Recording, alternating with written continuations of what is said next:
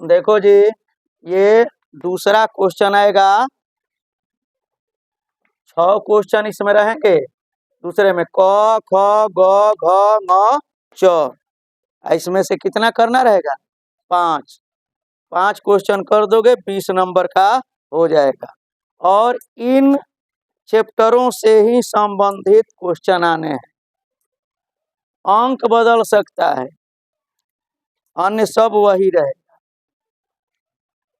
पहला क्वेश्चन है कि निम्नलिखित रैखिक समीकरणों के युग्म को हल कीजिए।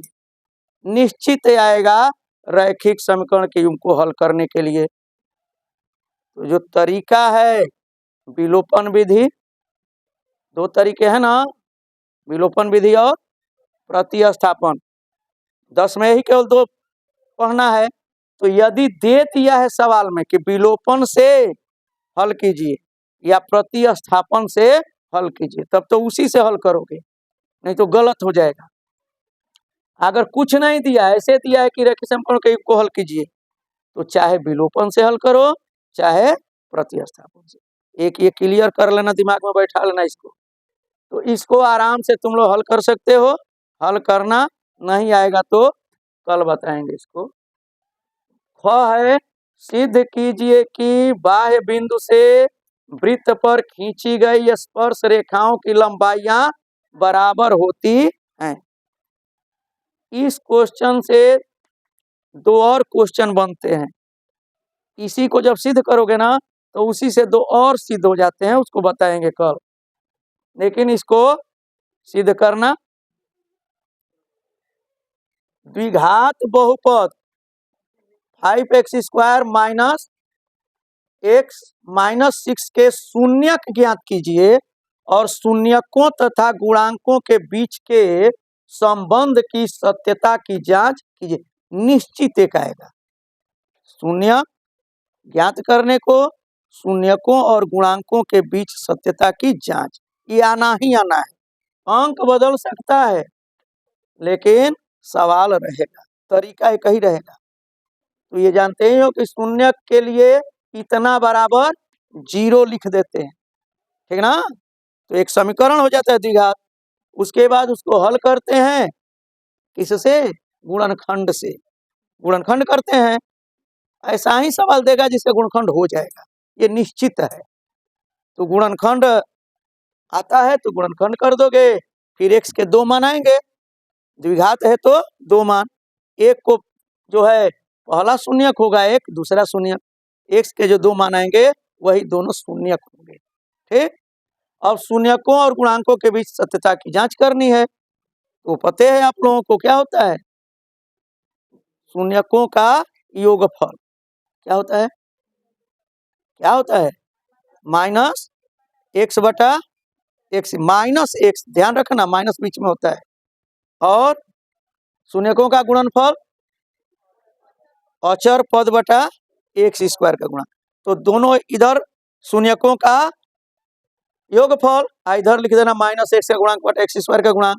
इधर शून्यकों का गुणनफल अचर पद बटा x² का गुणांक। दोनों ओर मान रखना, दोनों ओर बराबर आ जाएगा तो सत्यता की जांच हो गई, ठीक। अब आ जाओ घ में। AD और PM त्रिभुजों ABC और PQR की क्रमशः माध्यिकाएं हैं, जबकि त्रिभुज ABC समरूप त्रिभुज PQR है। ये भी दिया है, ABC और PQR समरूप है, दिया है। आप AD और PM, ABC की माध्यिका AD और PQR की माध्यिका PM है। माध्यिका किसे कहते हैं? माध्यिका किसे कहते हैं? हैं? नहीं पता, यही गड़बड़ है। त्रिभुज के शीर्ष से, त्रिभुज के किसी भी शीर्ष से सम्मुख भुजा के मध्य बिंदु को मिलाने वाली रेखा माध्यिका कहलाती है। त्रिभुज के शीर्ष से सम्मुख भुजा के मध्य बिंदु को मिलाने वाली रेखा माध्यिका कहलाती है, याद रखना, इसको भूलो मत। और तब सिद्ध करना AB अपान PQ, AD अपान PM। कभी भी 2 समरूप त्रिभुज हो उसमें ये अनुपात, भुजाओं का अनुपात दिखाना हो तो समरूप ही सिद्ध करना होता है, ये ध्यान रखना। निम्नलिखित बारंबारता, अगला है निम्नलिखित बारंबारता सारणी का माध्यक ज्ञात कीजिए। माध्यक या माध्यिका एक ही चीज होता है, फार्मूला याद है माध्यक का है? तो माध्यक का क्या होता है? L plus n/2 minus CF अपान F माइनस F अपान F होता है ना, इंटू H, उसे मान रखना है।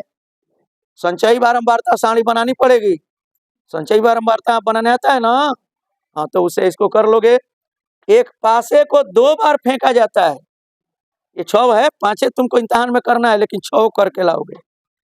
एक पासे को 2 बार फेंका जाता है, इसकी क्या प्रायिकता है कि पहला 5 किसी भी बार नहीं आएगा और दूसरा 5 कम से कम एक बार आएगा। प्रायिकता से एक सवाल आना ही आना है, ठीक है ना। एक तुम्हारा आ सकता है उसमें से उसमें भी आएगा, किसमें? बहुविकल्प में भी दे सकता है। तो ध्यान रखना, एकदम आसान है प्रायिकता, पढ़े ही हो, कोई दिक्कत होगा तो फिर समझाएंगे।